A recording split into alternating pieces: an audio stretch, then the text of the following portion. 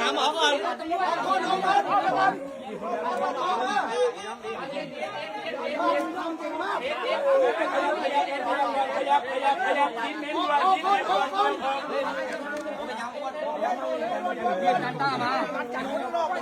ออกมาหมดเลยอะไรให้นั่งอยู่เรื่องมาเลยเราสวยนะเฮ้ยอ้วนเฮ้ย